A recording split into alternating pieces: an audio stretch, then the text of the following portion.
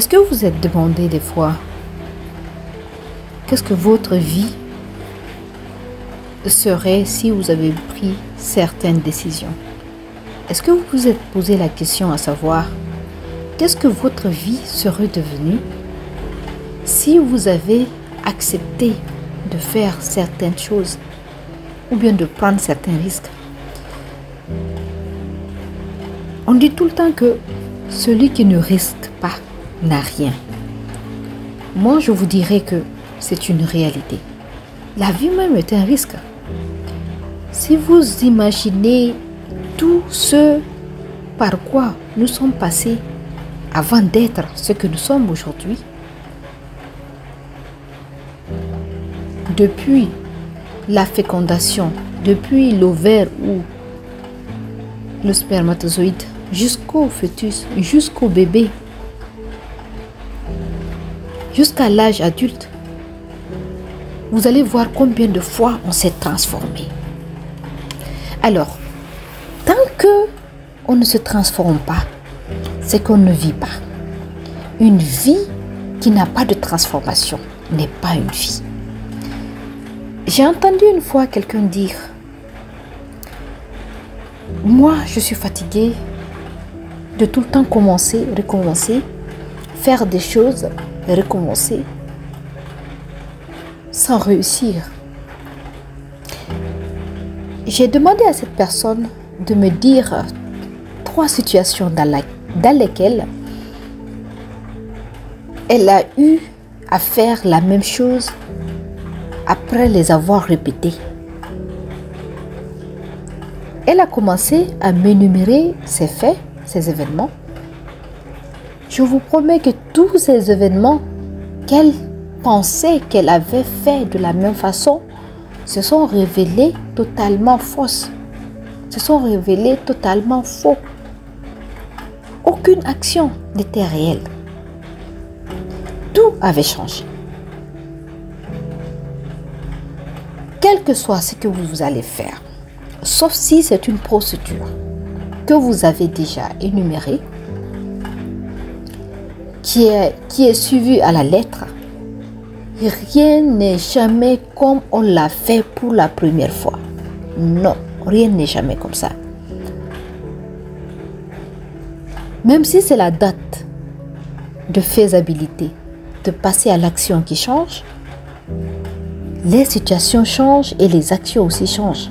Donc, pourquoi nous refusons le changement? Pourquoi l'être humain ne veut pas se transformer? On aime tout le temps donner l'exemple du papillon. C'est ni ramper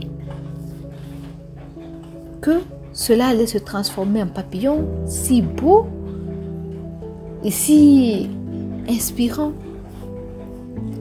La vie, pour qu'elle soit ce qu'on attend d'elle, elle doit être parsemée de changements, de transformations, jusqu'à ce qu'on puisse atteindre notre pleine création, ce pourquoi on a été créé.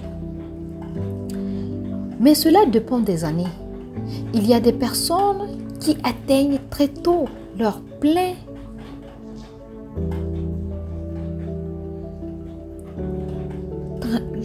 qui atteignent des fois leur plein potentiel très tôt.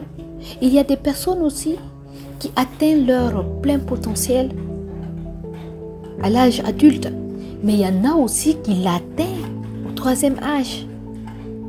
Mais c'est extraordinaire. Mais est-ce qu'on peut reprocher cela à Dieu? Non, on ne peut pas. Parce qu'il fait ce qu'il veut. C'est sa création. C'est son projet. Lui seul sait pourquoi il a fait ce projet. On est là juste parce qu'il veut qu'on soit là, parce qu'il veut qu'on fasse ce qu'on est en train de faire, parce qu'il veut qu'on dise ce qu'il veut que l'on dise. Mais moi-même, je disais la dernière fois, je dis, prions pour qu'on soit sur cette terre des personnes qui inspirent, des personnes qui font du bien, des personnes qui inspirent positivement, des personnes qui aident, qui sont bienveillantes. Parce que je vous promets, les autres là qui font du mal aussi, c'est une volonté de Dieu. Hein? Si on lui donne tous les pouvoirs, c'est à lui. Et il a décidé que ces personnes-là soient ces personnes qui le font, qui font ce mal. Certains même disent que ce sont des personnes qu'il a créées dans l'enfer pour les faire descendre sur terre. Donc, c'est déjà des gens qui étaient dans l'enfer. Donc, c'est pour vous dire que quand vous avez la tête sur les épaules, c'est de chercher à franchement s'allier, être aligné à ce que vous voulez déjà être. Mais je vous promets, si tous les jours, vous priez pour aller au plateau, vous priez pour aller, voilà, quelque part, et que tous les jours, Dieu vous amène vers une autre horizon. Si vous faites bien votre prière et que vous croyez en votre Dieu, c'est qu'il faut aller vers cet horizon et puis voir qu'est-ce qu'il y a là-bas.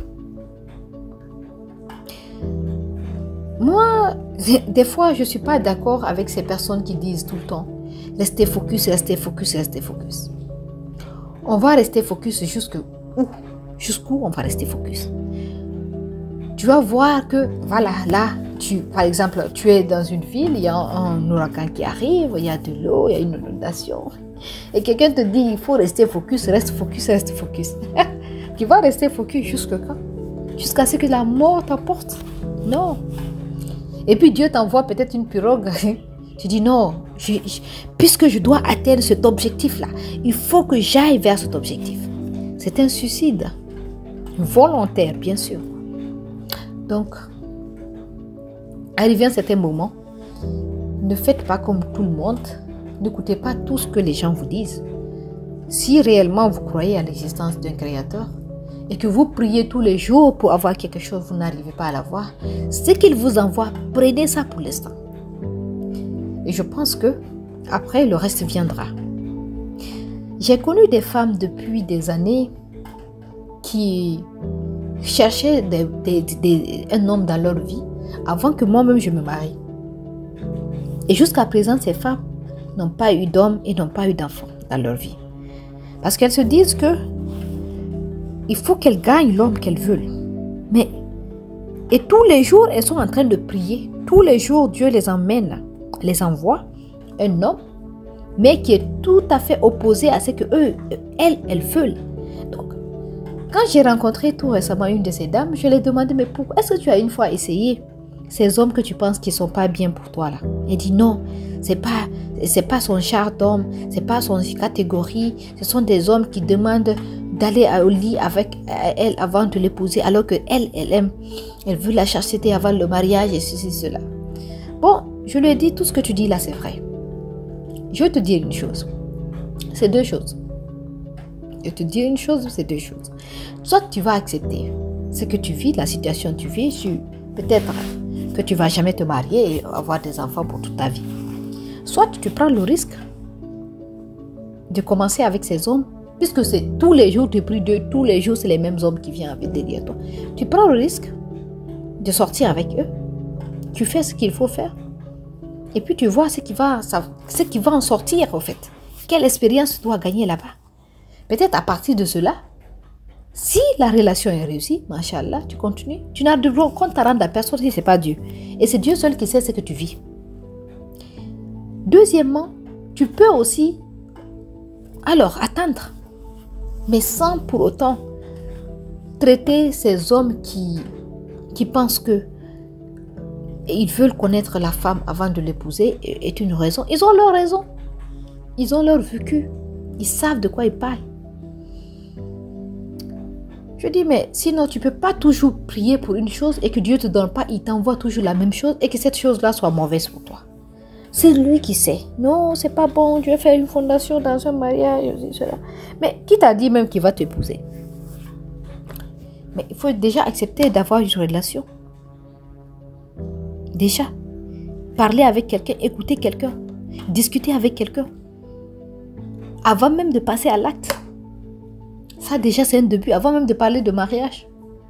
Peut-être que quand cette personne-là va te voir à côté d'elle, elle va t'accepter, finalement, elle va se libérer, elle va te dire, mais moi-même, je désire que tu sois ma femme avant de te toucher parce que tu es trop sacré pour moi. D'accord? Donc, mesdames, messieurs, franchement, il faut qu'on se donne la peine de se transformer. Il faut qu'on accepte que la vie là est une succession de transformations. Et tant qu'on ne transforme pas notre vie, on reste comme nous sommes, comme on était dans 10 ans, 5 ans et 20, 15 ans, les choses ne vont jamais changer pour nous, d'accord? C'était votre coach. Merci beaucoup.